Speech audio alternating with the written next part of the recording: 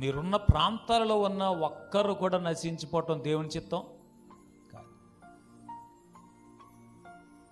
అంతటా అందరూ మారు మనసు పొందాలని మీ ఎడల ఆయన దీర్ఘశాంతం చూపిస్తున్నాడని చెబుతూ అపోస్తలుల కార్యములు 17వ అధ్యాయం 30వ వచనం చెప్తోంది.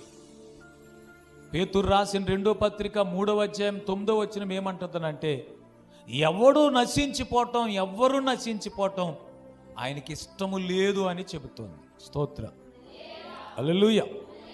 ఎవ్వరు నశించిపోవటం దేవునికి ఇష్టం లేదు.